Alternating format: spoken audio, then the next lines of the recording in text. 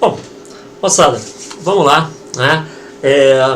Essa aula talvez fique uma aula um pouquinho grande, assim, comprida, mas aí como dá para dividir em 2 horários aí, né? Eu acho que vai atender legal. Nós vamos abordar aí, na realidade, 3 temas aí dos nossos estudos, né? Nós vamos abordar as cruzadas, o renascimento comercial e urbano, né? E depois nós vamos abordar aí a formação das monarquias nacionais, né? O que faz parte aí do processo de centralização do poder político, tá? Vamos dar uma pincelada geral aí no quadro, né? E depois entrar trabalhando com cada um desses temas, ok? Bom, então é o seguinte, gente, a Idade Média, como a gente já explicou, vocês vão ver aí nos slides depois também, né? A Idade Média nós costumamos a dividi-la em 2 partes, a Alta Idade Média e a Baixa Idade Média. Por que a gente faz isso? Porque esses 2 períodos aí que englobam 5 séculos cada um, né? A Alta Idade Média vai do século I até o século V, né? E depois a outra vai do século, vai do século V até o século X, né, e depois a Baixa Idade Média vai do século X até o século XV, né, então 5 séculos aí para cada uma dessas fases aí da Idade Média, correto? Então essas fases, elas têm características diferentes, né? Elas são diferentes entre elas, por isso que a gente divide para facilitar o estudo. A chamada Alta Idade Média, a gente já abordou esse assunto, estou só fazendo uma revisão aqui, né? A Baixa Idade Média, a Alta Idade Média, ela está relacionada com o processo de formação e consolidação do sistema feudal. Então, aqueles acontecimentos todos que a gente estudou, tanto no Oriente quanto na Europa, né? O Império Bizantino, o Islamismo e o Império dos Francos, os reinos bárbaros, tudo aquilo ali está relacionado, né, com o processo de formação do sistema feudal, que é o resultado final, digamos assim, de uma decadência, né, que veio se arrastando desde a época do Império Romano, né? Então o auge dessa decadência, digamos assim, seria a formação, a cristalização do sistema feudal. E a partir dessa consolidação, alguns séculos depois, começam a acontecer uma série de transformações. Aí nós já estamos na chamada Baixa Idade Média, né? Aí essas transformações, elas vão aos poucos descaracterizando o sistema feudal, né? Assinalando aquilo que a gente chama de quê? De crise do sistema feudal. Agora só um detalhe, quando a gente fala em crise do sistema feudal, isso causa uma certa confusão na cabeça dos estudantes, dos alunos. Por que isso acontece? Porque você fala em crise, você já pensa num monte de coisa ruim, tá? Mas aí você começa a falar, o renascimento do comércio, começou a surgir mais oportunidade de trabalho, as pessoas começaram a ganhar dinheiro, fala, pô, peraí, não era para ser crise, o negócio está dando certo. Mas o que a gente está chamando de crise é um processo, na realidade, de descaracterização do sistema feudal. O sistema feudal, ele vai perdendo aquelas características que nós já estudamos, correto? E aí ele vai ficando diferente. Então, quando ele vai descaracterizando, do ponto de vista do feudalismo, esse feudalismo ele está em crise, ele está desaparecendo. É nesse sentido que a gente chama de crise, né, do sistema feudal, e isso é o que aconteceu durante a chamada Baixa Idade Média, esse conjunto de transformações aí, ok? Então, daqui a pouquinho, né, já vamos então aí dar uma conferida, né, nos slides que nós temos aí disponível. Vamos dar uma olhadinha aqui, tá? E vocês têm aí na tela, né? Crise do sistema feudal, a chamada Baixa Idade Média, tá? Vamos dar uma olhada aí o que acontece. Idade Média, como eu estava falando, ela se divide em 2 partes, a Alta Idade Média e a Baixa Idade Média, né? Como eu já falei, a Alta Idade Média foi o período de formação e apogeu do sistema feudal, e a Baixa Idade Média foi o período de decadência, de descaracterização, né, do sistema feudal. Então vejamos aqui, nós temos uma introdução, acho que não tem necessidade de ler, que foi o que eu acabei de falar com vocês, né?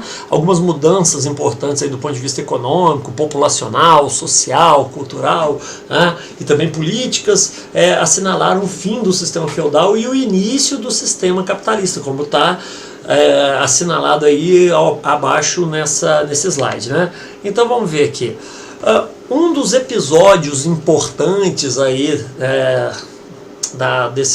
dessa transição, né, dessa descaracterização do sistema feudal, foi justamente as cruzadas. Né? Então vamos dar uma olhadinha aí o que foram as cruzadas.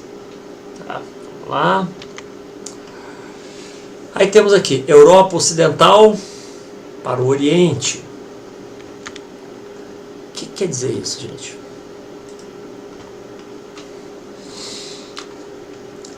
As cruzadas, né, elas consistiram numa série de expedições de caráter militar, tá, e também de caráter religioso.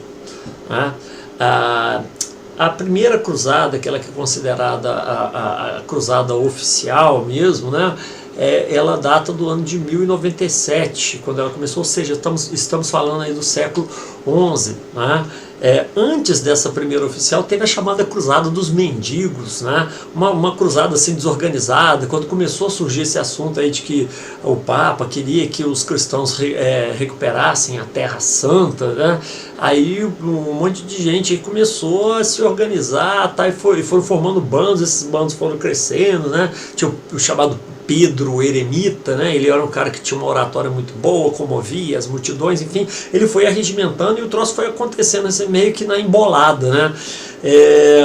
E aí eles enfrentaram muitas dificuldades para poder chegar até o Oriente e também provocaram muitos problemas durante o caminho, porque era uma população gigantesca de famintos, né? Então eles chegavam na cidade e saqueavam, pilhavam, e o pessoal chamava reis, duques para poder ajudar a expulsar essa turma de lá. Então eles foram saqueando, sendo expulsos, até chegar lá no Oriente. Então foi uma bagunça essa primeira cruzada, né? Somente a partir da segunda cruzada, né, aí vai depender do método de contagem dessas cruzadas aí, né? Tem alguns historiadores que não consideram essa primeira cruzada como uma cruzada oficial, essa dos mendigos, né? Então aí a contagem vai ser diferente, outros já vão considerar, tá? Mas considerando essa contagem da primeira cruzada, a cruzada dos mendigos, como sendo oficial, né, nós vamos considerar que essas cruzadas, elas tinham, todas elas, foi um total aí de 8 cruzadas, contando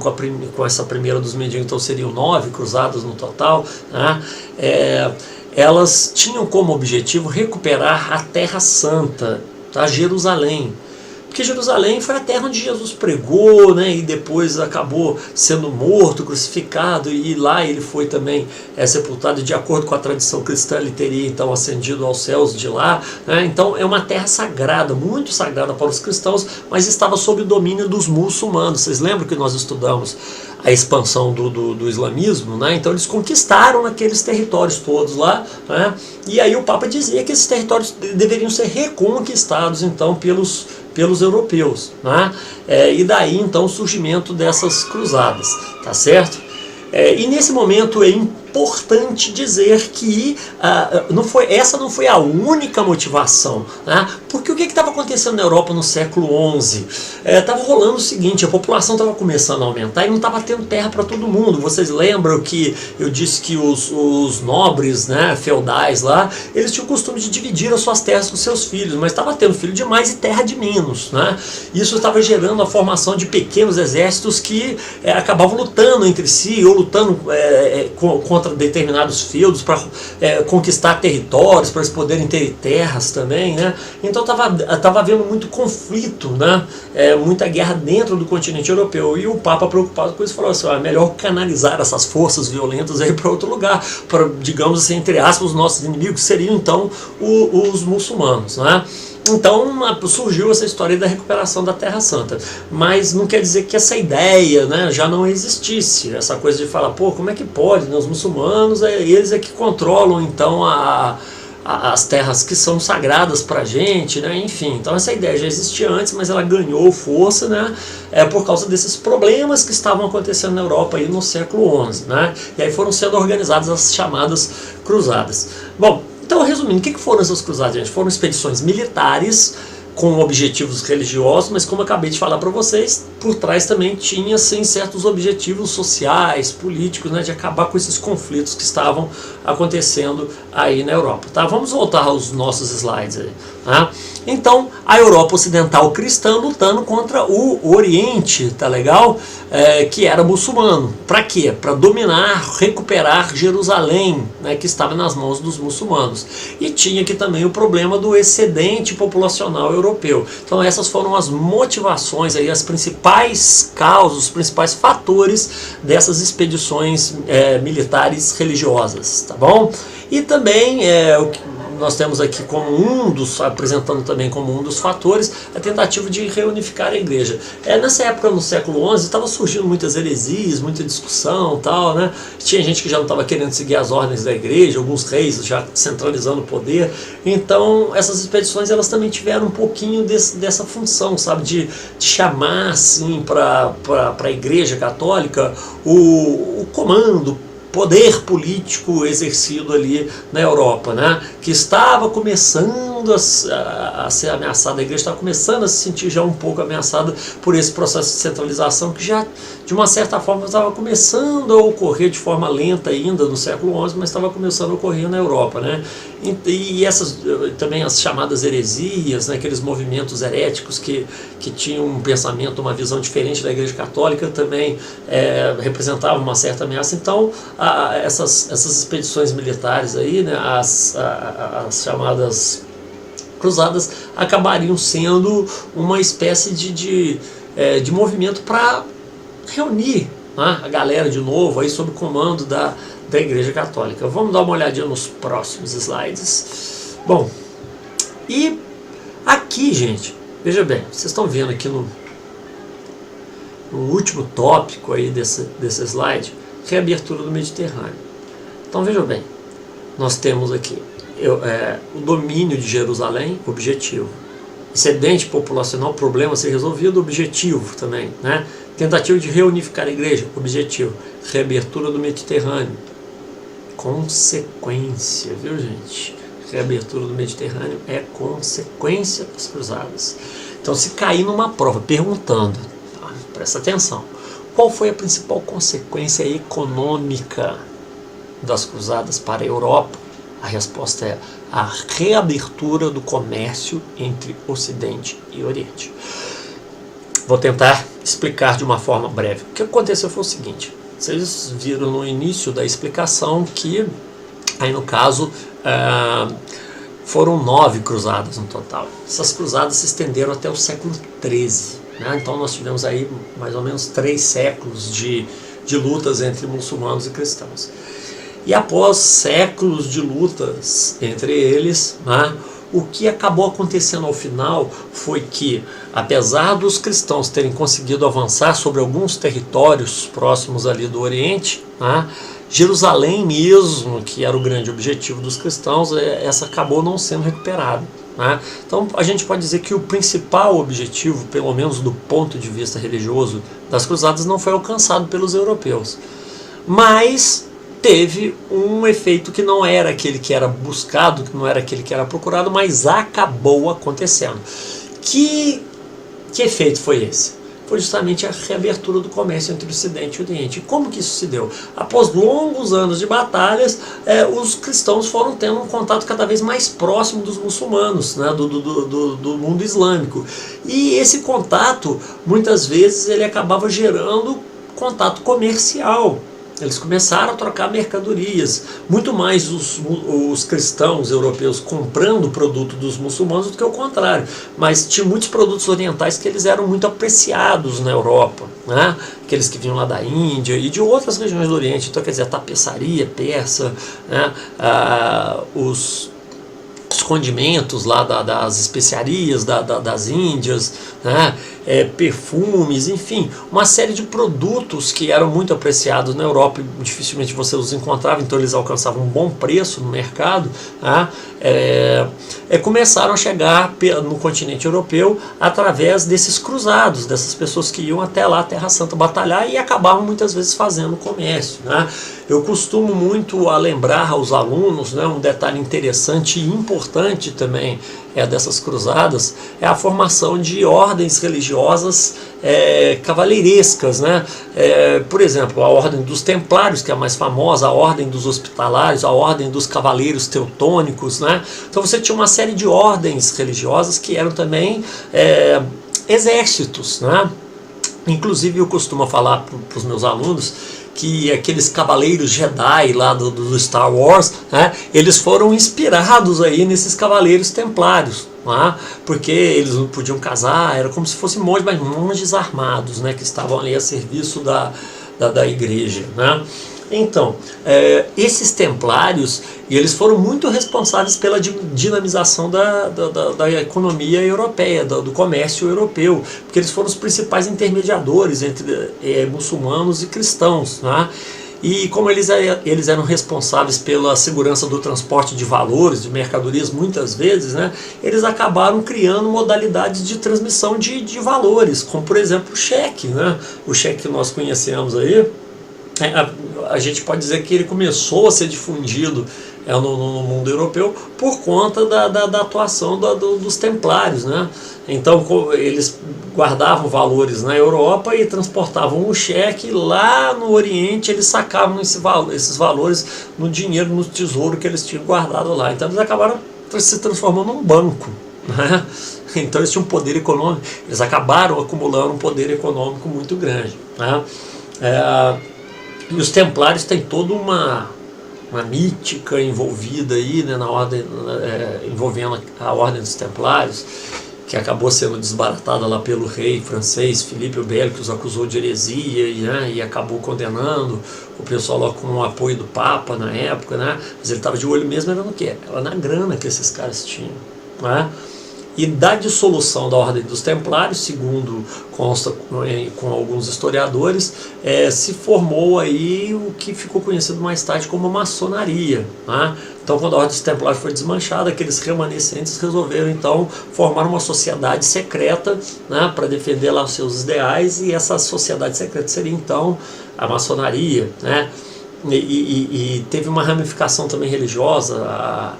A ordem dos jesuítas também teria sido uma espécie de ramificação aí desses remanescentes da dissolução da ordem dos templários, né?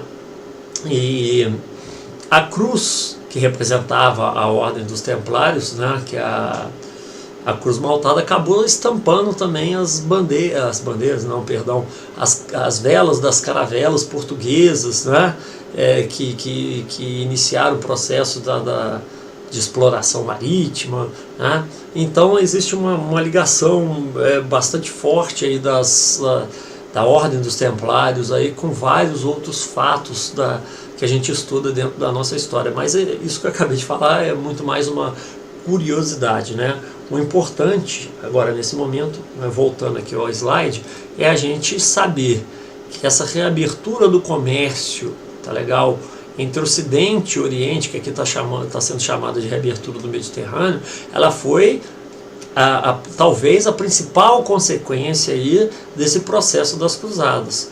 E como um dos nossos assuntos é justamente o renascimento comercial e urbano, então isso aqui vai ter uma importância muito grande para a gente, correto? Vamos ver aqui o nosso próximo slide. Aí vocês têm um mapa aí, né, mostrando as cruzadas, né, a rota das cruzadas, aí vocês estão vendo, são várias delas. Depois, quando vocês forem reassistir esse vídeo em casa, caso vocês tenham paciência, tá? Vocês podem verificar, dar um pause e verificar essas rotas aí com um pouco mais de cuidado, né? Com um pouco mais de atenção, mas aproveitando que tem um mapa aqui, vocês podem notar que tem vários pontos no meio dessas rotas aí. Que pontos são esses, gente? Foram pontos comerciais, feiras, né, medievais, que foram se transformando aos poucos, né, em cidades, né? E essas cidades que foram surgindo a partir dessas feiras acabaram ganhando o nome de burgos, tá? Daí o nome burguesia, que daqui a pouco nós vamos falar sobre ela. Então vamos continuar aqui com os nossos slides, tá? E aí vocês têm aí uma imagem, aliás, duas imagens, né, de um filme que se chama Cruzada, tá legal? Então quem puder assistir, é um bom filme, né? ele mostra assim, acontecimentos relacionados à Terceira Cruzada, tá? Agora vamos falar, gente, do chamado Renascimento Comercial, tá? Então vocês devem ter notado que as cruzadas elas tiveram um papel muito importante no renascimento do comércio da Europa, tá? Então a gente já pode entender que as cruzadas foram, né, se constituiu como fator para o renascimento do comércio na Europa, mas não foi somente isso. Na passagem do século X para o século XI, o que estava começando a acontecer, o que estava acontecendo, melhor dizendo, na Europa, né? As guerras interfeudais no século X, elas praticamente cessaram, pararam de acontecer.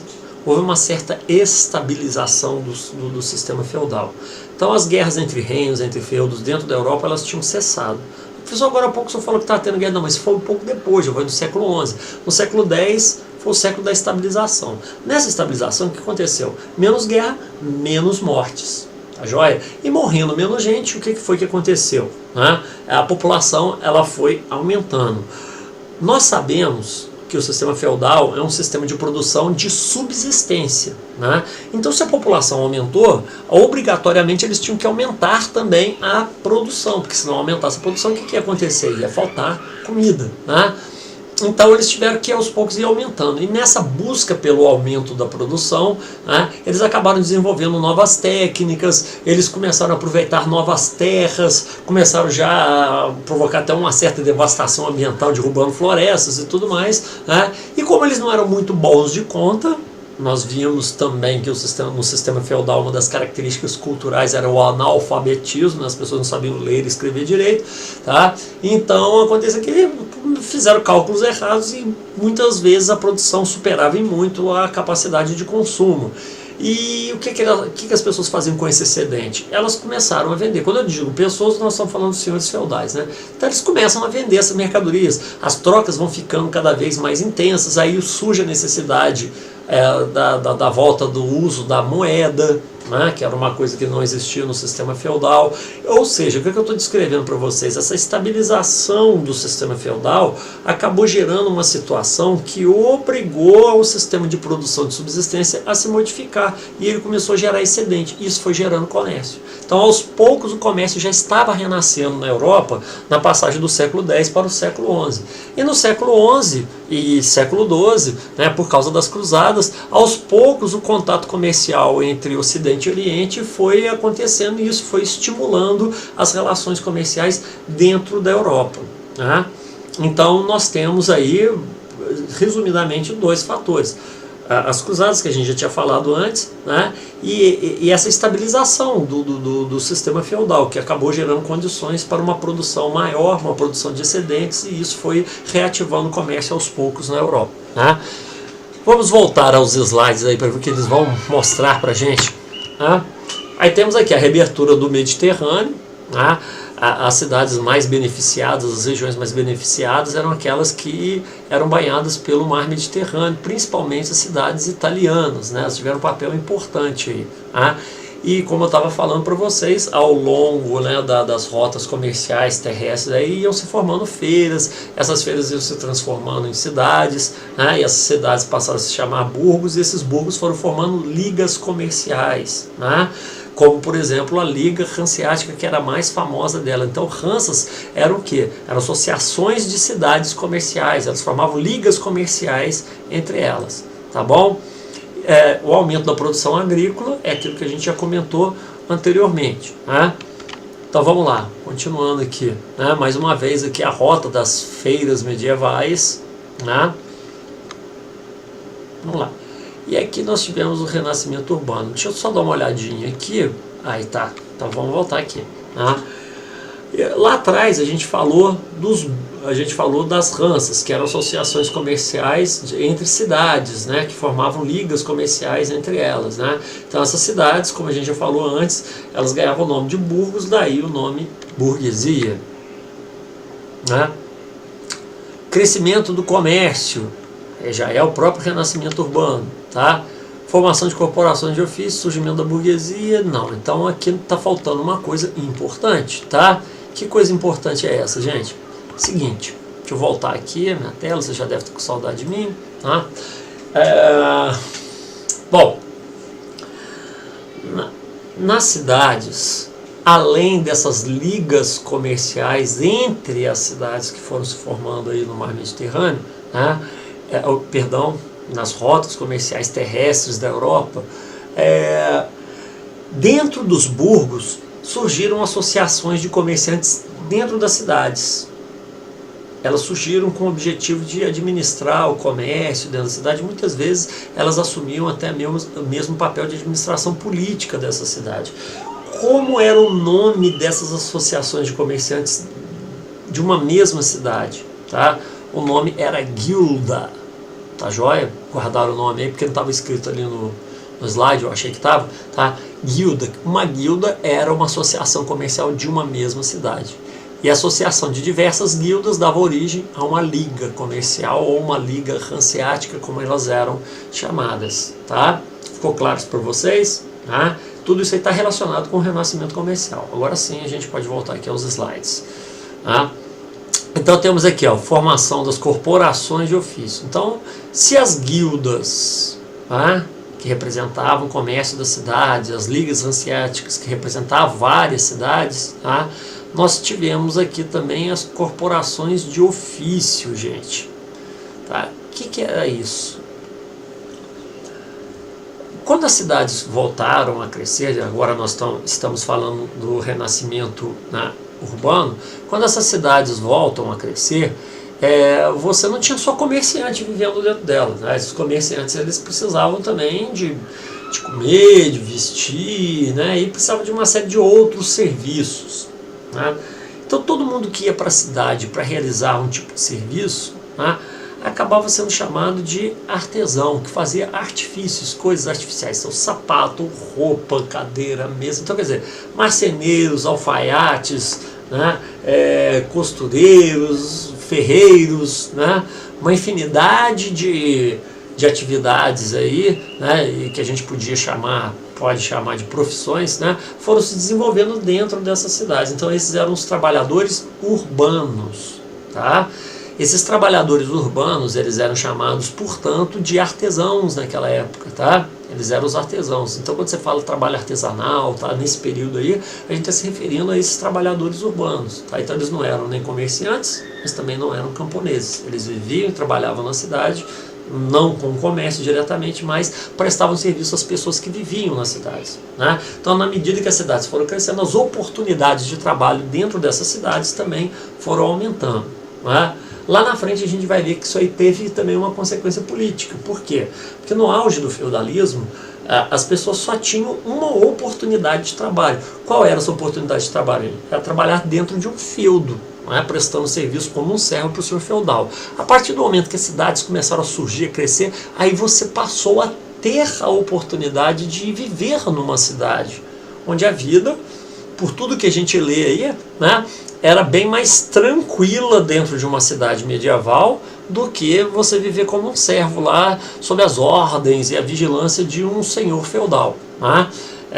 Então muita gente fugia dessas cidades. Alguns recebiam até licença dos seus senhores feudais, né, para poder ir trabalhar na cidade, desde que eles trouxessem mercadorias das cidades para eles, ou prestassem algum tipo de serviço para eles, porque às vezes ficava mais barato para o senhor feudal, era mais vantajoso economicamente, né, receber serviços desses artesãos nas cidades do que dentro do seu próprio feudo. Né? Porque ali na cidade o cara se especializava numa determinada atividade e os produtos dele acabavam que ganhavam uma qualidade maior do que aquele cara que realizava trabalhos esporádicos, temporários, dentro de uma atividade. Eu vou tentar botar na prática. Imagine que o cara fosse marceneiro, né? O cara tivesse habilidade para trabalhar como marceneiro. Mas quando naquele feudo eles não estavam precisando de cadeira, de mesa, de janela, nem de nada, o que esse cara ficava fazendo? O senhor feudal não gostava de deixar o cara à toa, botava o cara para trabalhar na lavoura.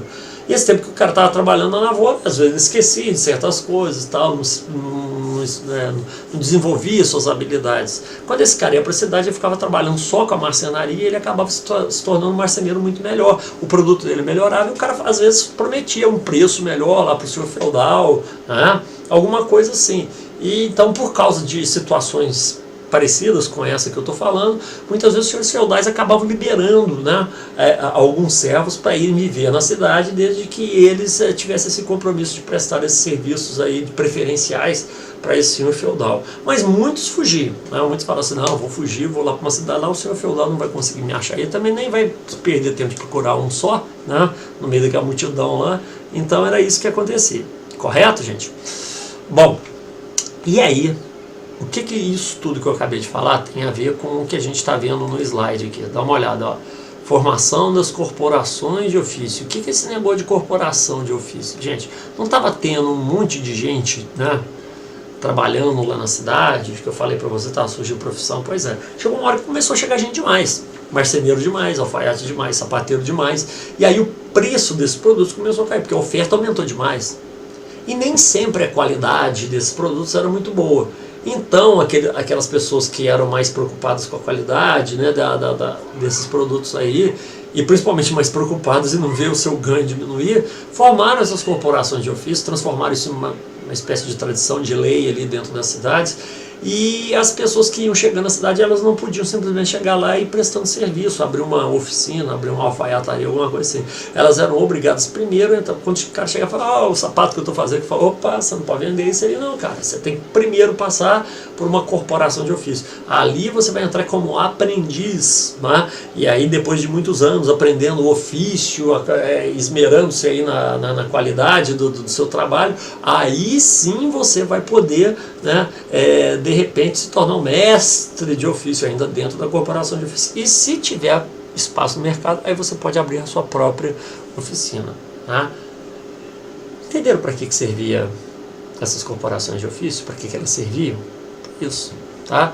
Para controlar a concorrência, para regulamentar as profissões, impedindo o quê? Impedindo a queda dos preços. Então, a ideia era regular os preços, não deixar o preço cair demais. Regular também a qualidade desses serviços, desses produtos, né? E muitas vezes eles também acabavam até prestando serviços assistenciais. Então aqueles trabalhadores que não tinham condição, né, de trabalhar mais porque estavam doentes, porque estavam muito velhos, né, ou crianças, órfãos que eram encontradas nas ruas, essas corporações de ofício muitas vezes elas prestavam esses serviços assistenciais, então elas tinham um caráter, digamos assim, de assistência social também dentro das cidades, né? Mas a função principal delas era justamente essa, era controlar os preços e a qualidade dos produtos. Deu para sacar mais ou menos o que eram as corporações de ofício? Tá? Isso costuma cair bastante em prova, fiquem atentos, tá? Assim como as ranças, as guildas, né, as corporações de ofício também. Aí vocês estão vendo aqui, mestres, jornaleiros e aprendizes, né? E aprendiz é o primeiro estágio, que chegava lá como aprendiz, depois passava a ser jornaleiro e depois, quem sabe, um mestre. Então era uma atividade que monopolizava então as atividades artesanais, né, buscando a qualidade dos produtos, né, e também tentando manter o preço. E aí, dentro do renascimento urbano, nós temos o surgimento da burguesia, que é o que, gente? O surgimento da figura do comerciante, que foi o primeiro a surgir aí nessa história toda, né? Na medida em que esse comércio começou a renascer, junto com ele nasceu a figura, ou renasceu a figura do comerciante, mas nesse momento sendo chamado aí de burguês, por causa dos burgos, né? Que eu falei para vocês lá, que eram aquelas feiras medievais que foram se transformando em cidades e acabaram ganhando o nome de burgos. Reparem que naquela famosa Liga Hanseática, que é aquela que cortava a Alemanha, né, foram surgindo diversos burgos ali naquela região, né?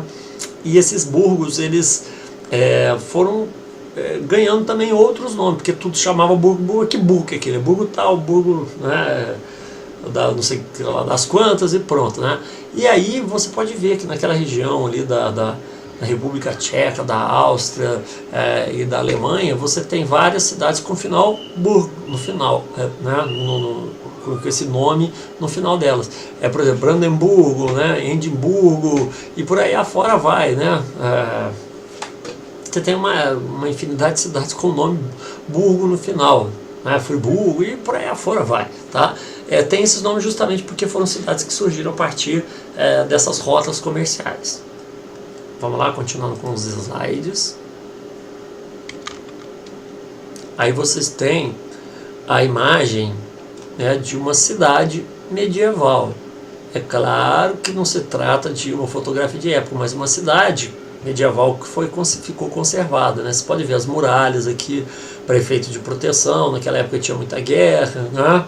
Ou então uma maneira eficiente deles se protegerem naquele período lá era cercando essas cidades, né? Então tudo acontecia aqui dentro dessas muralhas, ou quase tudo, né? Aqui uma reprodução aqui, né, da cidade de São Paulo, uma área de favela, né? Então colocaram isso aqui para mostrar que nesse conjunto de slides aí, para mostrar a precariedade das moradias, que, né, no caso das cidades medievais, isso era bastante comum, tá? A gente vai começar a estudar agora a crise do século XIV. Vocês vão ver que um dos motivos da crise do século XIV é justamente essa precariedade das habitações, né, dos aspectos urbanísticos, porque as cidades foram crescendo e crescendo de forma desordenada, né, gerando diversos problemas, e principalmente esses problemas de saúde pública, tá bom? Bom, gente, deu para vocês perceberem o quanto as coisas estavam mudando na Europa por causa do renascimento comercial e urbano. Vou só acrescentar mais alguns comentários. Vocês perceberam que os senhores feudais estavam perdendo poder, né? Agora as pessoas não dependiam exclusivamente do trabalho na terra como servos. Tinha a possibilidade de trabalhar na cidade, de se tornar um comerciante, de se tornar um artesão, né? Então, nesse sentido, o poder dos senhores feudais começou a cair. Em outro sentido também, por quê? Porque na medida em que a burguesia ia se tornando mais rica, mais poderosa, ela foi ascendendo socialmente no mesmo período em que essa nobreza feudal estava começando a perder poder, até chegar a um ponto de equilíbrio e até mesmo de superação, né? Mas só que isso aconteceu muitos séculos depois. Esses processos todos que a gente está comentando aqui, isso não aconteceu da noite para o dia, não, viu? Foram processos demorados aí, né, que se arrastaram por séculos, mas já estavam acontecendo, tá? Então vocês estão percebendo, os senhores feudais estão perdendo força, estão perdendo poder perante seus servos e perante também as cidades, né, que iam se tornando centros comerciais importantes e passavam a representar uma fonte de riqueza muito maior do que o próprio feudo. Então os senhores feudais foram perdendo a moral que eles tinham, né, da época do sistema feudal, beleza? E nesse sentido, tá, nós vamos ver mais adiante que essa burguesia começou a ter problemas com esses senhores feudais, e aí eles foram buscar ajuda para o outro cara. Mas calma que a gente vai chegar lá. Vamos ver primeiro agora a crise do século XIV, que é exemplo do que estava acontecendo lá com o renascimento comercial urbano. A crise do século XIV ela também vai ser responsável por essa crise do sistema feudal, por essa descaracterização do sistema feudal, que afinal de contas, olha, no sistema feudal você tinha três classes sociais: clero, nobreza e os camponeses. Agora você tinha outras classes sociais, então mudou a ordem social. Na economia era uma produção de subsistência que não tinha moeda, não tinha comércio. Aí você passou a ter comércio, você passou a ter moeda, né? O sistema já não era mais de subsistência, já estava mudando, né? Estava surgindo o trabalho assalariado, as pessoas agora estavam trabalhando por dinheiro, né? Então quer dizer, você está mudando também a estrutura econômica. Então mudou a estrutura social, mudou a estrutura econômica, tá? E nós vamos ver que até mesmo a política, né, e a cultura também vão sofrer alterações. Ou seja, estava mudando tudo, tá bom? E a crise do século XIV veio para meio que, digamos, fechar a tampa do caixão do feudalismo. Vamos olhar aí, né? A crise dos séculos XIV e XV, né? O que foi essa crise, gente? Guerra, peste negra, fome. Esse foi o tripé, tá legal? Dessa crise do século XIV, tá? Guerra dos 100 anos, peste negra e a grande fome. Repetindo, guerra, principalmente a guerra dos 100 anos, peste negra e fome. Esse foi o tripé da crise do século XIV, né? A guerra dos 100 anos foi uma guerra aí de 116 anos entre França e Inglaterra, né? A França e a Inglaterra estavam disputando aí territórios ao norte da França, né, por causa de questões, digamos, de sucessão do trono, que nesse vídeo aqui eu vou procurar não entrar em detalhes, porque senão eu vou me arrastar, eu vou fazer esse vídeo ficar longo demais se eu tiver que explicar o início dessa guerra. Resumidamente, o que aconteceu foi o seguinte: o norte da França, que era chamada região de Flandres, é uma região muito rica em comércio e produção de lã, de tecidos, né, que abastecia manufaturas e tudo mais. Então era uma região que gerava muito lucro, muita grana. Essa região, ela pertencia à França, estava dentro do continente, não é? Porém, o rei da Inglaterra na época, se eu não me engano, Eduardo III, né, os seus avós, eles tinham recebido como territórios vassálicos no passado aquela região, porque ele tinha uma ligação entre a família real inglesa e a família real francesa. Né?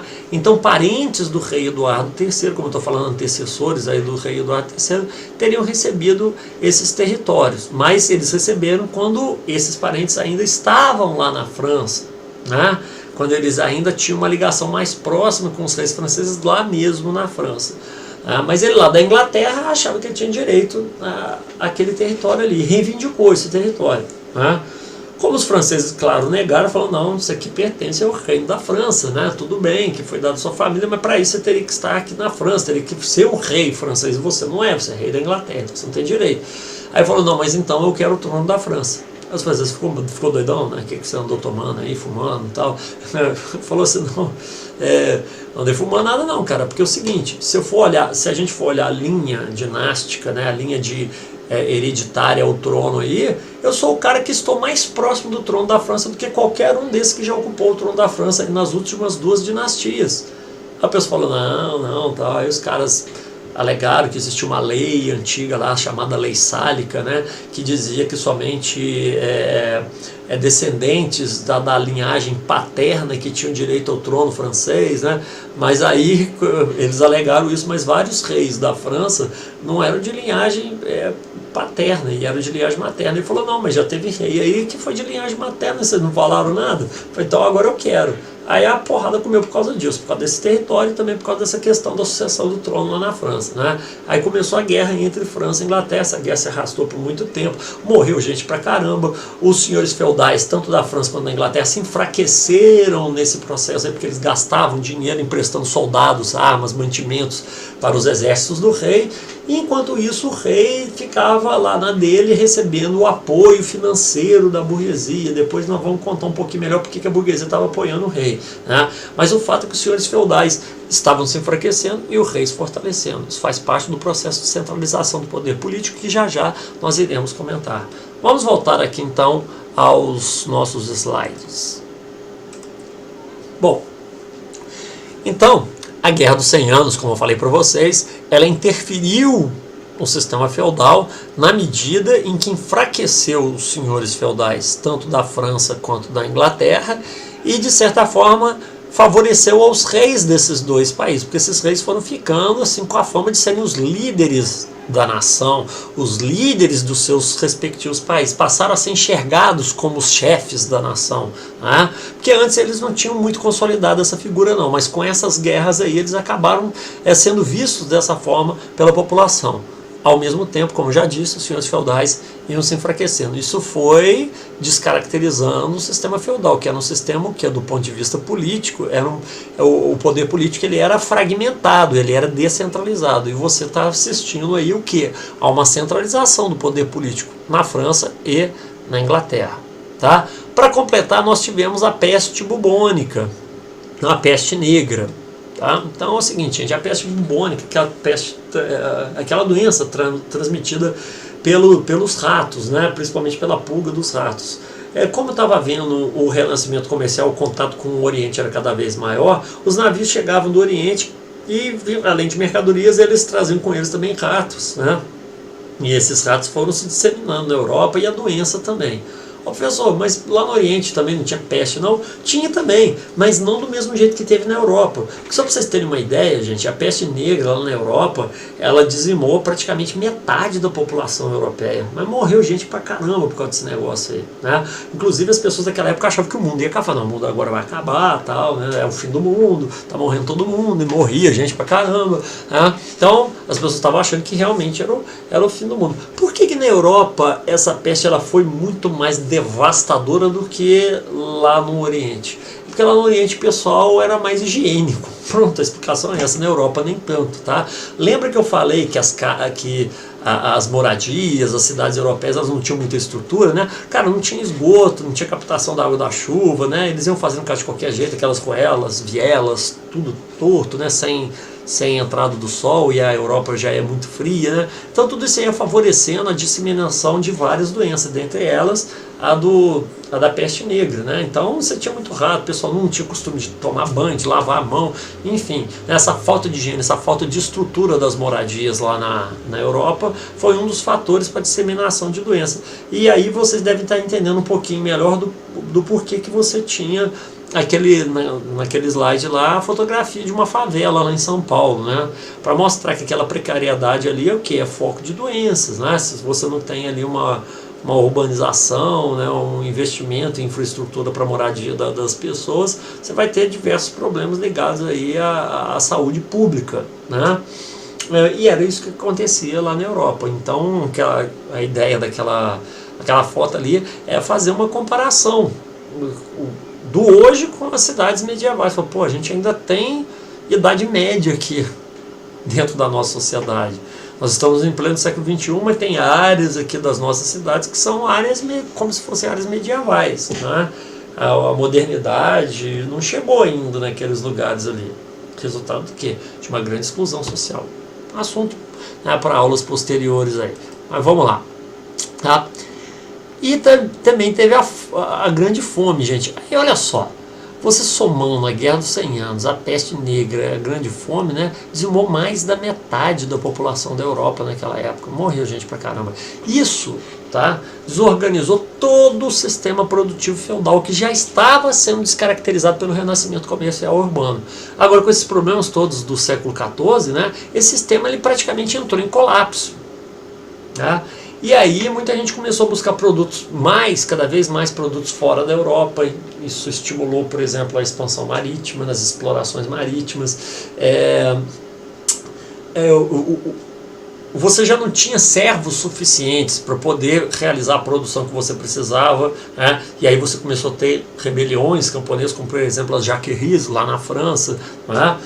Rebeliões de camponeses contra os senhores feudais aí, né? Em outros feudos os caras já começaram a buscar outra forma de exploração da mão de obra, e o trabalho assalariado começa a crescer.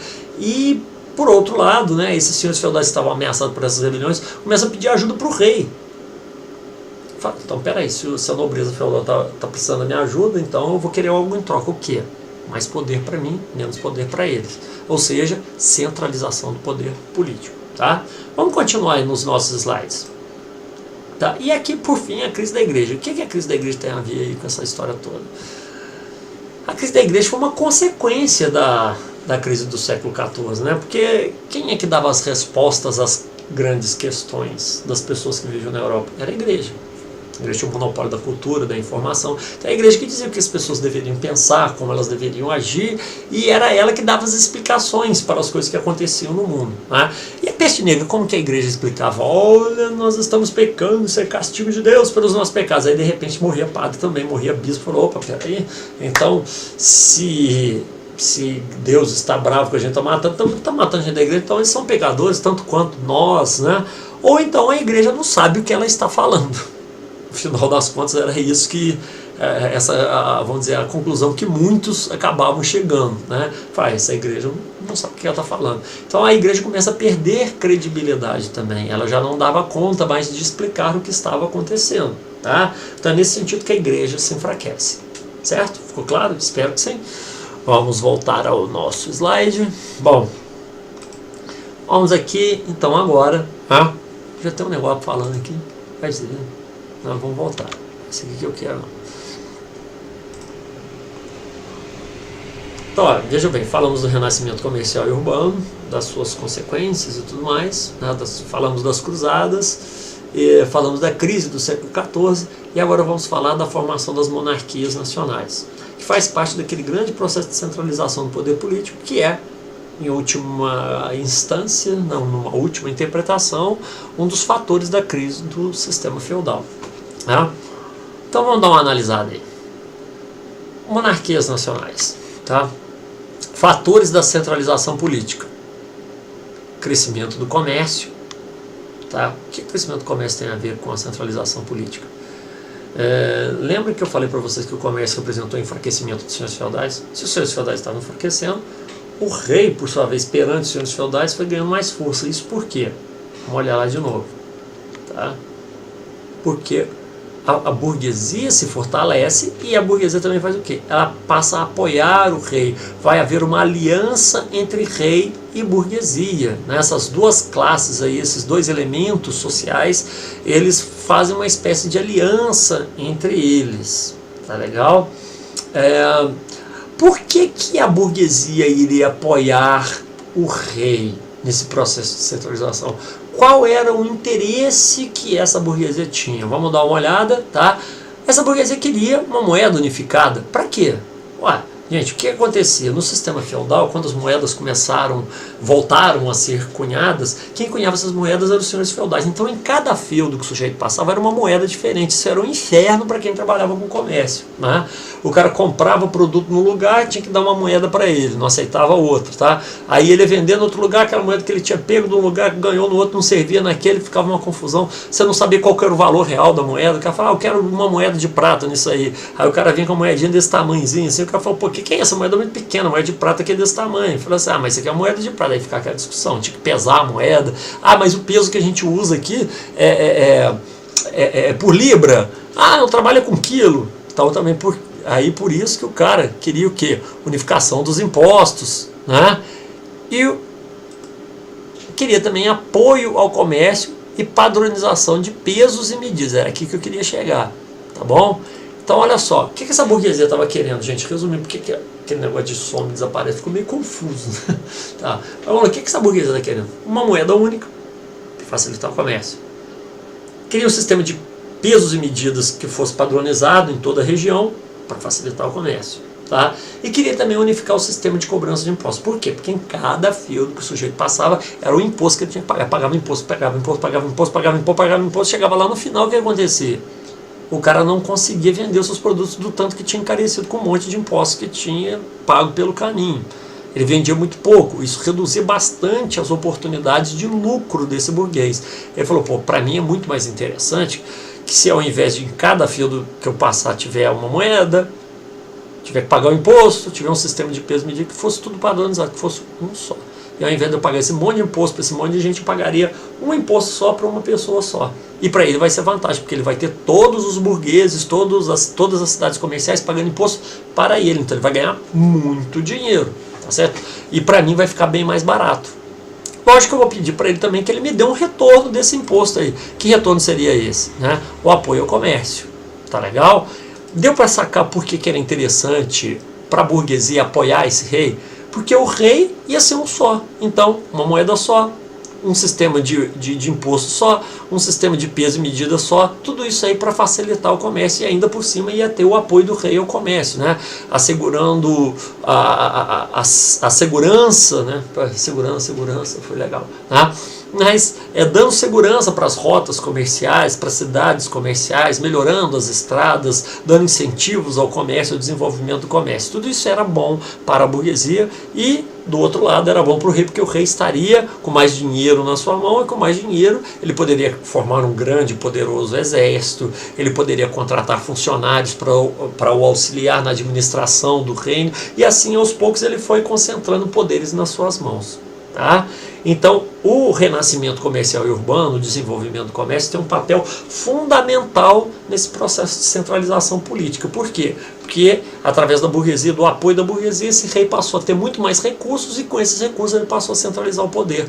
E nessa mesma época o que estava acontecendo? Os senhores feudais estavam perdendo poder, como nós acabamos de ver aí, certo? Então, vamos lá. Continuando. Tá joia?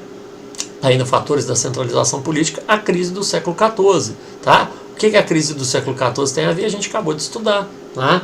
Os senhores feudais, nas guerras, eles se enfraqueciam economicamente, enquanto o rei, com o apoio da burguesia, ia se fortalecendo. Quando essas guerras terminaram, né, o que aconteceu? Esses reis estavam fortalecidos, os senhores feudais enfraquecidos. Isso favoreceu a centralização do poder nas mãos dos reis, né? A peste negra e a fome geraram dificuldades econômicas para todos.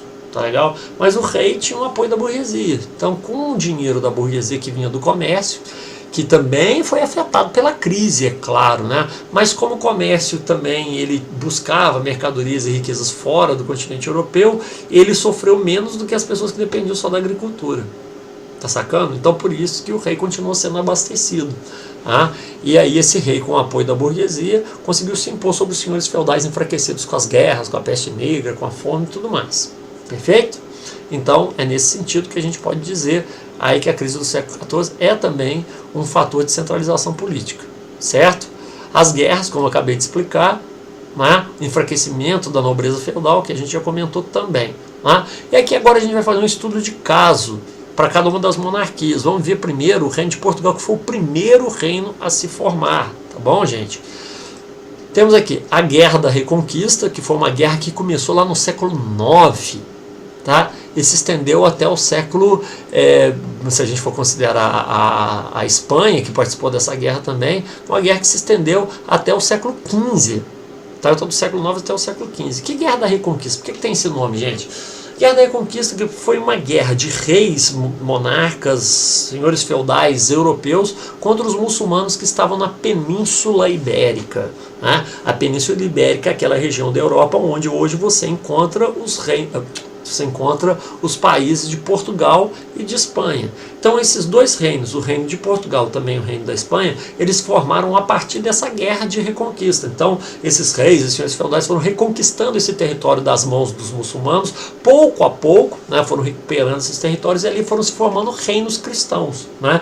Desses reinos cristãos, que foram vários, acabou ficando dois, Portugal e Espanha. Né?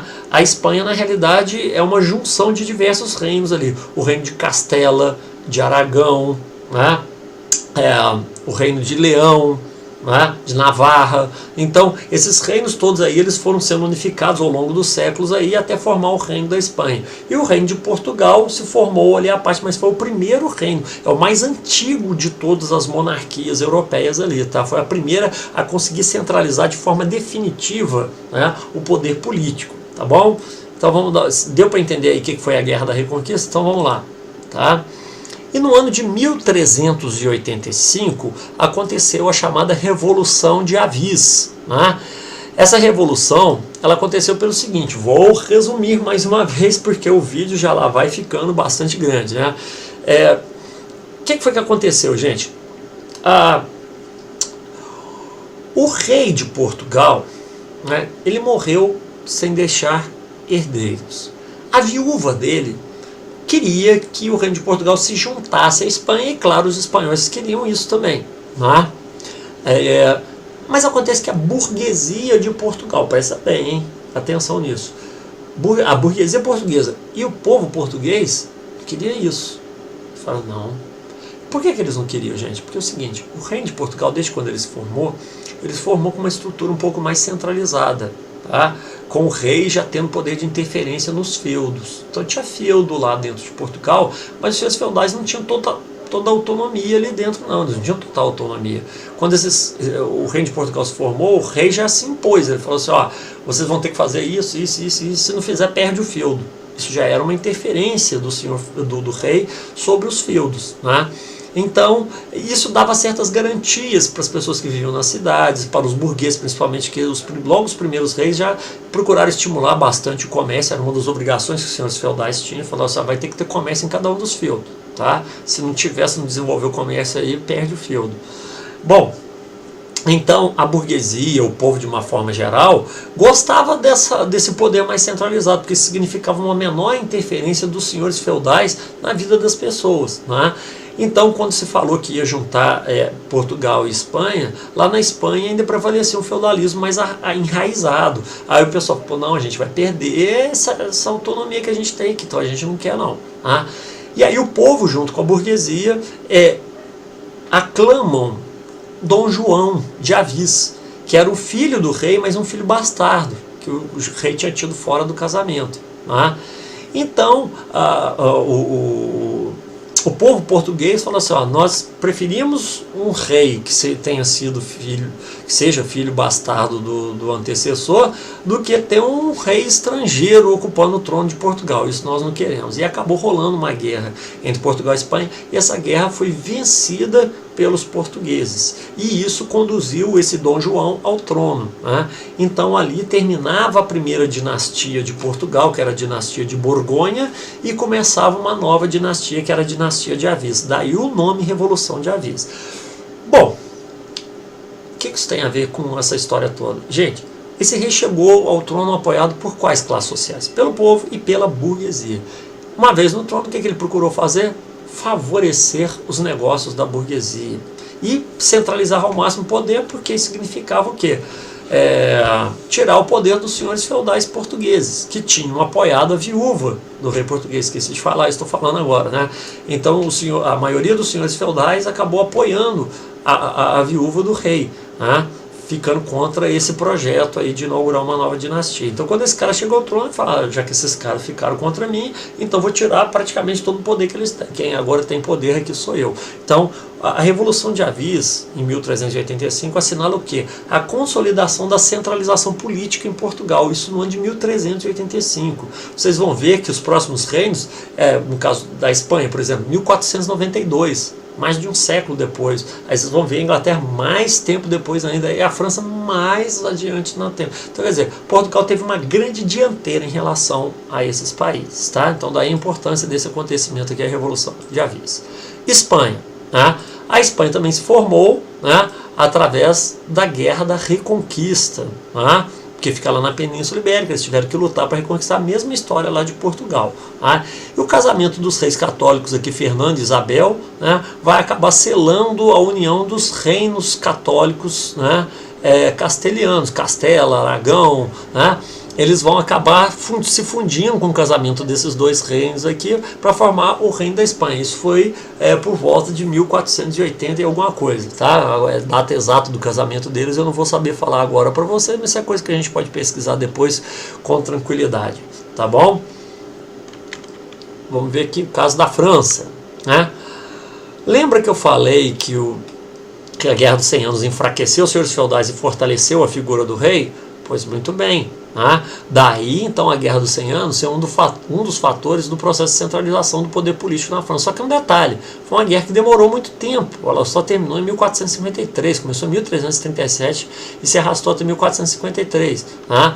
Então, como foi um processo demorado, a França acabou saindo atrás de Portugal, de Espanha, nesse processo de centralização. E, para piorar, teve também uma guerra interna. Né? No ano de 1562...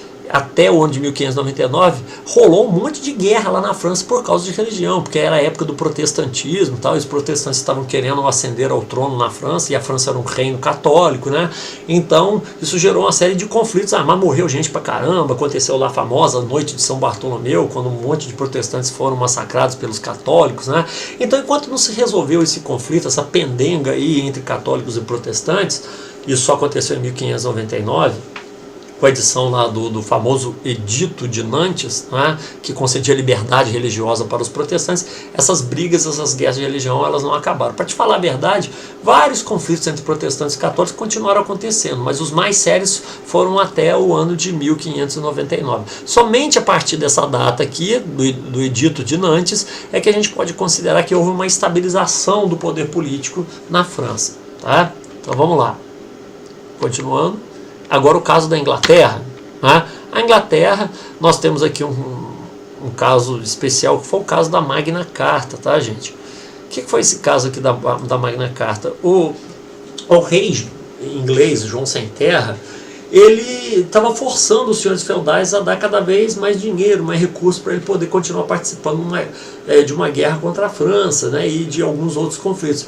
E aí os senhores feudais falaram, não, peraí, você não pode sair aumentando imposto desse jeito, fazendo o que você quer, não, você tem que perguntar para a gente primeiro qual que é, não vai ser assim não, tá? E aí acabou rolando uma guerra entre os exércitos desses barões ingleses, desses senhores feudais ingleses, contra os exércitos do rei.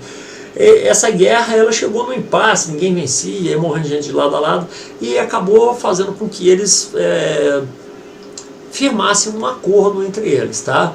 E esse acordo acabou resultando aí então nessa chamada Magna Carta. A gente costuma nos dias de hoje chamar de Magna Carta o quê? A Constituição, né? Então essa Magna Carta seria uma espécie de pré-constituição da Inglaterra, né? Isso já no ano de 2015. Então esse documento, gente, ele limitava os poderes do rei, né? O rei ele passaria a ter poderes limitados. Então foi um dos primeiros países aí do mundo em que o poder absoluto do rei, né, no chamado absolutismo, começou a sofrer, né, limitações, né? Então a Magna Carta ela é um marco importante na história e costuma cair bastante em prova, né, justamente por simbolizar o primeiro momento aí nessa transição da Idade Média para a Idade Moderna, né, em que o rei vai sofrer oficialmente uma restrição aos seus poderes, né? E nessa ocasião acaba sendo criado também um conselho de barões, porque eles falam assim, ó, o rei não pode fazer tal coisa, ou seja, aumentar impostos, convocar exércitos, né, declarar guerra, sem antes consultar os barões. Aí fala, como é que eu vou consultar? Vou de um por um? Não, nós vamos formar aqui um conselho, tá? Esse conselho acabou sendo a origem do parlamento inglês. Né? Nós sabemos que hoje a Inglaterra é uma monarquia parlamentar. A origem desse parlamento se encontra aí nessa Magna Carta de 1215, tá bom? Deu para entender, para sacar? Então vamos dar uma olhadinha aqui. Magna Carta, tá? Aqui não está dizendo mais ou menos quais foram as determinações, mas eu já falei algumas aqui para vocês, vou repetir, tá? O rei não podia aumentar nem criar impostos sem pedir autorização desses barões. Ele não podia declarar guerra nem convocar exércitos sem também pedir autorização desses barões, e ele também não podia condenar pessoas, tá legal? Qualquer pessoa que fosse ser condenada, quando eu estou falando qualquer pessoa é mentira, estou falando de gente da nobreza, tá? Quando o nobre fosse ser condenado a alguma coisa, ele tinha que passar primeiro por um julgamento justo, ele tinha direito a se defender, e somente depois desse julgamento justo, que deveria ser presidido também por membros desse conselho de barões, é que esse nobre poderia então ser condenado, tá? Mas vejam bem, como eu acabei de falar para vocês, essa Magna Carta ela não concedia direitos para todas as pessoas da Inglaterra, não. Ela era direcionada para os barões, para a nobreza da Inglaterra. Mas, de qualquer forma, representava um limite ao poder do rei. Tá? Daí a importância dela. Então, vamos lá. Agora, nós tivemos aqui a Guerra dos 100 Anos, mesmo caso aqui que aconteceu com a França. O rei se fortalece, a nobreza se enfraquece, né? O rei passa a ter maior poder. E lá na Inglaterra, né, nós também tivemos uma guerra interna, né, que foi a Guerra das Duas Rosas. Somente ao final dessa Guerra das Duas Rosas é que o poder político, o poder centralizado do rei, se estabilizou então na Inglaterra. Né? Vocês estão vendo, foram 30 anos de guerra aqui, tá certo? Mais ou menos no mesmo período aqui da França, só que na França foi uma data um pouco posterior a essa aqui, né? Então, tanto o caso da Inglaterra quanto o caso da França, eles tiveram o início do processo de centralização durante a Guerra dos 100 Anos, mas como foi uma guerra que demorou muito, acabou atrasando, e eles também tiveram fatores internos de atraso. No caso da Inglaterra, a Guerra das Duas Rosas, que foi uma disputa pelo trono entre duas famílias, cujas essas famílias eram representadas por rosas, né, uma rosa branca e uma rosa vermelha, né? No caso, os York representado pela rosa branca e os Lancaster pela rosa vermelha, então daí o nome é a Guerra das Duas Rosas. E lá no caso da França, as guerras de religião, a guerra entre protestantes e católicos, tá certo? Então, quanto essas coisas não se resolveram, o poder político não esteve totalmente centralizado. E aí, então, acabou o nosso slide, acabou também o nosso assunto. Chega, já foi um tempo bom de vídeo aí, dá para cobrir 2 aulas, né? Então é só fazer uma pausa e depois continuar assistindo. Gente, muito obrigado pela atenção, espero que essas videoaulas aí tenham servido de orientação para vocês, que vocês saibam agora e ver o que é mais importante, fundamental na hora de vocês realizarem os estudos, tá legal? Um grande abraço, falou galera, valeu!